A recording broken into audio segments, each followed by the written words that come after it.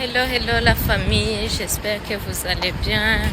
Rero munyihanganire ndamaze iminsi ntariko ndishura, ariko uno munsi nateguye yuko nkora video ya application y'irya Arima nababwiye, kugira ngo iyo video ibe inyishu y'ibibazo nka vyose mwagiye murambaza, mwagiye muranyandikira kuri Instagram, bino tubigira gute. Hariho bamwe twagiye turakorana nkabishura nkababwira ati bigenze uku, ariko bivanye nuko naciye nsanga ari benshi baca bagenda barambaza ibindi bintu bikurikira canke bitu bigenze gute, kandi abantu ari benshi usanga ntashoboye kubishura mwese. Rero naciye nimvira yuko vyoba vyiza nkoze video yihariye y'ukuntu Arima ukora profile yawe, donc ukrea konte yiwawe niko nobivuga, hama nongere nshireko ingene ukora irya EOE nababwiye.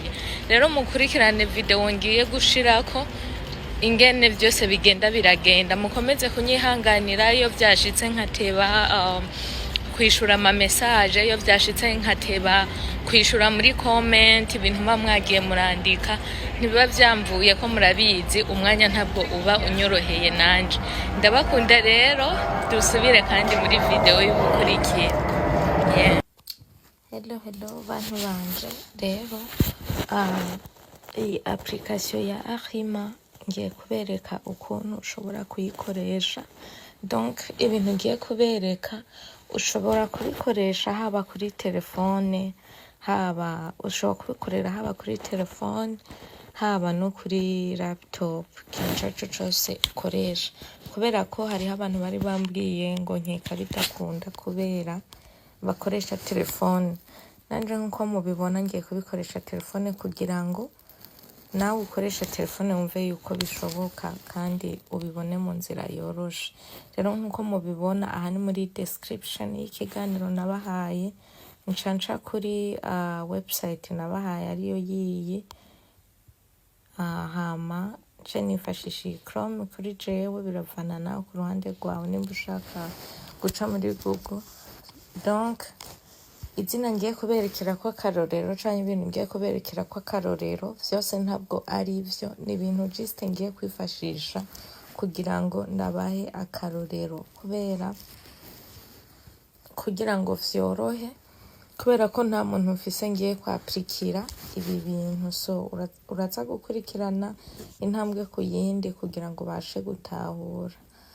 Rero twagiye nkuko mubibona namaze kwinjira muri Arima, nca ngaha kuri accéder au service en ligne, nca fyonda, hama murabibona yuko ngaha baca batwereka ngo veuillez fournir les renseignements suivants.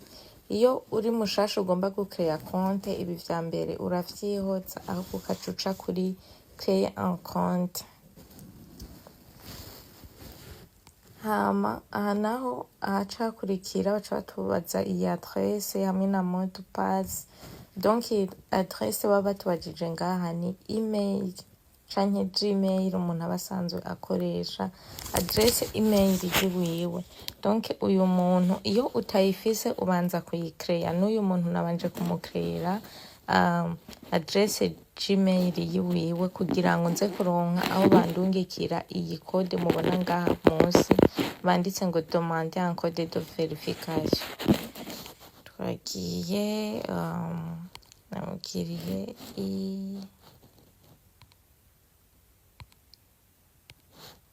kubera atari ivy'iwanje bigenda birancanga.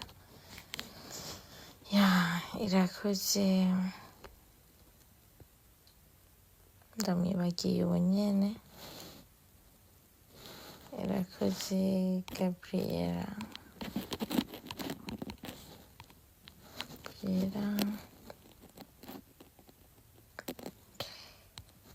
Yeah, 8@gmail.com.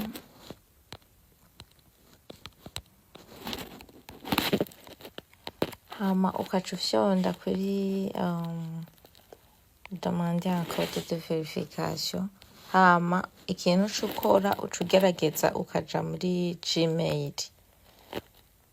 Muri Gmail niyo uca uja, donc Gmail y'uwo muntu niyi ubwabo, donc reka ndifreshinge kugira ndabe yuko iyo kode yoba yaje. Murabibona yuko itaraza, so nsubirayo demander un nouveau code nimba ntihenze. Gmail yiwiwe sori gatoyi, muranyihanganira kugira ndabe ko Gmail ariyo. Niyo Gabriela, nihenze, sori, murayibona kubera ko Gmail atari iyiwanje, so nguma nihenda, hatangura Gabriela. Irakoze 8@gmail.com. ndibaza ubuca tuyironka, so nuko dutanguye kwihenda hakiri kare. So ca dusubira rero muri ya email yiwe tukaraba ko bayirungitse. Voilà, code de verification murabona ko bayiduhaye, so ca tugira kopye iyi code baduhaye, ca tuyisubizayo hariya muri Arima yacu, ca tuyipestinga hama ca tugira valider le code. So comme mubibona, votre adresse courriel est validée. Donc twaca twandika ngaha moto pass y'iyo Gmail yacu, iyo adresse yacu, moto pass menga ndayibuka. Nkuko mubibona ca bababwira yuko bikwiye kuba ifise 8 à 16 caractères avec au moins 3 des 4 types suivants. Ibi bikurikira ni vyiza ku create nkuko mubizi, moto pass ni vyiza buri gihe ko iba igize ibiri strong kuburyo bw'uko uyibuka ariko ikomeye nyene umuntu atari gupfa kuyibwira. So shiramwo iyi moto pass y'uwo muntu namufondeye, hama nkaca nisubira kandi nkayisubiramwo. Nizeye yuko muriko murabitahura. Donc urandika moto pass ukongera ukayisubiramwo, confirmer le mot de passe, ukaca ugira m'inscrire. Ushaka kubisevinga usevinga password uca ubisevinga, ariko je kubera ko atari ibintu birisaye ntegerezwa kuguma nkura canke nkurikirana, ntabwo ndabisevinga. Aha rero aho tugeze baca batwereka votre accès au service d'immigration en ligne, créer mon profil. Donc, je vais choisir l'option correspondant à votre situation si vous souhaitez utiliser les services du ministère.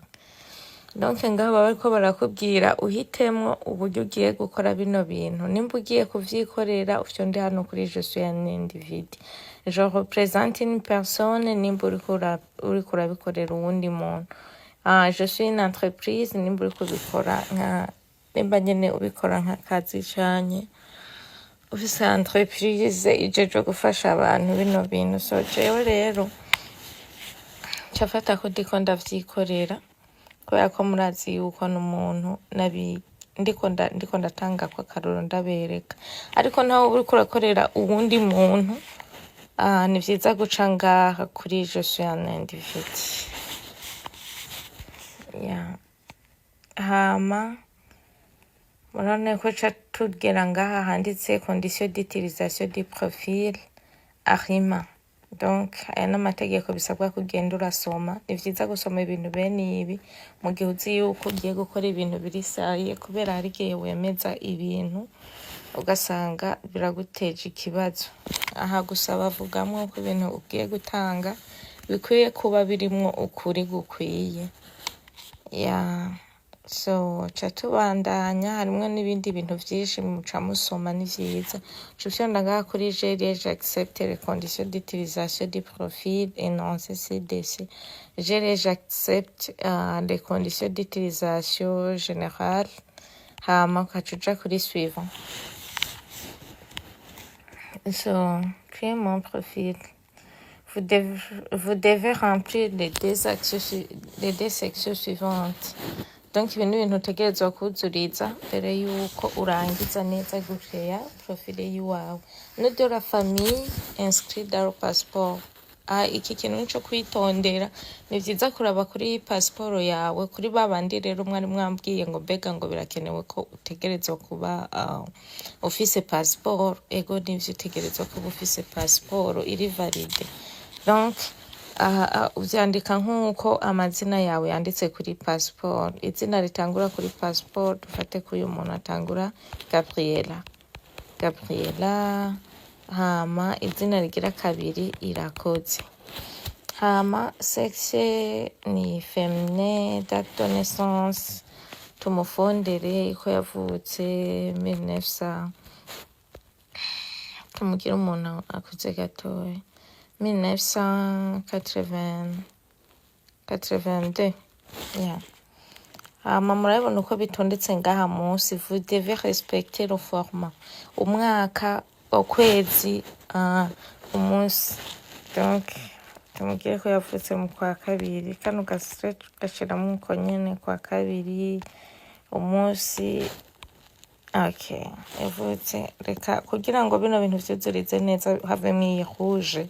Ni vyiza kuca ufyonda kuri ako gakalendriye kaba karaho. Ya nuko cugira suivant, urabona ko ya rouge icivamwo. Donc tukaca tugenda ku kintu citwa ville de naissance. Ville de naissance y'umu Gabriela wacu dufate ko ari Bujumbura. Tangira akarorero mu Burundi, uri mu Rwanda, uri muri Uganda, uri muri Kenya, ca wandikamwo ivy'iwawe bijanye n'ibiri kuri passport yawe canke bijanye n'ibiri mu mpapuro zawe. Okay, hama pays ou territoire de naissance murabona ko nshizemwo Burundi, adresse courrier nirya twatanze. Ukagenda urabanza no kuraba neza ko ata kintu wihenze, ugasubira inyuma ku bintu hejeje gukompleta imbere yo kugira suivant. Donc nizere ko ibintu byose ngaha ukaca ufyonda suivant rero. Donc votre accès pour créer profil, vous devez remplir les sections suivantes. Donc ibindi bintu kandi bisabwa ko baza kugira adresse, inscrire le numéro, la rue et l'appartement s'il y a lieu. Dufate yuko adresse yiwiwe ari Bujumbura, ari adresse Bujumbura, adresse de dufate nyene hano wandikamwo ama adresse yiwawe, nimba bihari bidahari naho uraraba adresse wandikamwo ngaho kuronka ivyo wandika. Twandike Kanyosha canke twandike Kinama. Pays ou territoire ni ya Burundi nyene. Ya twandike province Bujumbura, ville Bujumbura nyene, kumari Bujumbura. Hama code postal, sinzi impamvu gusa mu Burundi kunze kuguma ari 05. Nikare kubera ko atayihari mu bisanzwe, sinzi nta kuri kwavyo mfise, gusa kenshi bakunda gukompleta mu 05. Okay, hama ajaza ku kintu cyo kwandikamo ama numéro de téléphone au domicile yo ya fixe. Uyifise urayandikamo ngaha handitse indicatif international numéro de téléphone. Donc code itangura hamwe na numéro de téléphone. Ariko ni vyiza ko wandikamo iyi igira kabiri telefone cellulaire. Utangutse code y'igihugu, tutangutse y'u Burundi 257, hama septante n'ibindi bikurikira twifondeye ya hama telefone au travail nimba ihari na nyine urayishiramwo ariko itayihari uca uja kuri créer mon profil nkuko nababwiye banza urabe neza ko ibintu byose bimeze neza ataco wihenzeko hama uca uja kuri créer mon profil ya umaze kuja kuri créer mon profil urana yuko baca bakwereka yuko profil complété avec succès donc aha ubuhejeje gucreya profile yawe muri Arima uhejeje gucreya account donc uca ufyonda ngaha kuri kite ushonze kuri kite murabona yuko tuca tugaruka hamwe twatanguriye ubwa mbere nkababwira nti ukiri mushasha ariho gitangura ubanza kugira créer un compte mugabo ubu kubera ko tugiye kubandanya n'iyindi etape ikurikira tuca tuja ngaha tugashiramo ya email yacu bamaze kumenya ko ari iwacu tukagira Gabriela Irakoze 8@gmail.com wewe uca ushiramo email yiwawe namwe tupase yiwawe canke password donc Gabri 2025 okay hama ukaca ufyonda kuri so connect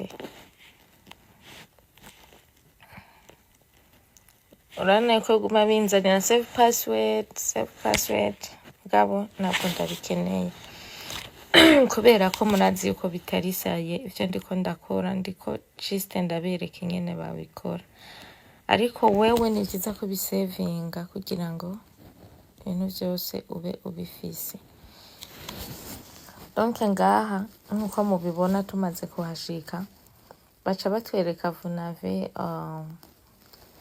aucun dossier kubera ko nta dossier nimwe dufiseyo ariko shaka tubanze dutahurane gato kuri ubu buntu iyo uri kurabikorera muri ordinateur niho usanga biboneka neza kubera iyi tableau iba yagutse ukuntu nyene ibintu bipanze neza ariko kubera ko ndiko ndabikorera muri telefone ndabibereka ukuntu nyene nta kibazo donc buno burungu butatu nkuko murabona ndabufyonzeko hari ibintu bica biza bitatu bitonze ku murongo ariyo yiyi titre accompagnement Québec donc mes dossiers nanurabira nyene iyi dossier muri rusangi hama mes documents ni nk'amadokima runaka uba umaze gushiramwo nk'amadiplome impapuro zawe ushaka kuzirabaho zirabiraho muri mes documents dusubireyo mes paiements ushaka kuraba nk'ibintu runaka aba waragize ugenda urasoma bino bintu bigiye kugira utahure neza muga ndiko ndashaka juste kubereka ari nk'akantu ukeneye kubona ahantu gapanze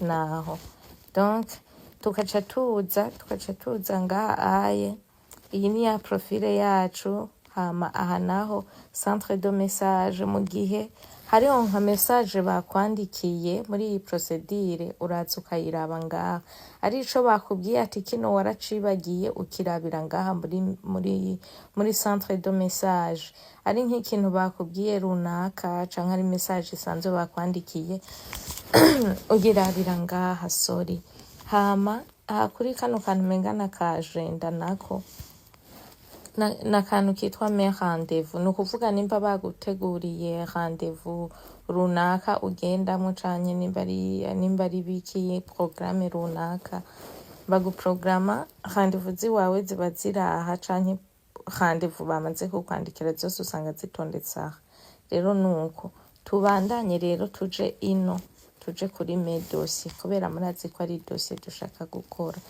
donc créer un nouveau dossier ushenda kuri créer un nouveau dossier hama ukaca ugira ufyonda ngaha kuri aka kantu kamanukiye ngaha kuri type de dossier ya créer accompagnement Québec non déclaration d'intérêt oui programme des étudiants étrangers ibintu n'ibindi nyene vyinshi twebwe tuca tugira déclaration d'intérêt niyo ya EOI iyo ni abbreviation mu Congereza so kwa turiko turabikora mu Gifaransa vyitwa déclaration d'intérêt donc twifyonda ko hamuka tugira kuri créer so uko mubibona umaze kugira kreye nuko ari muri telefone biza ukuntu ariko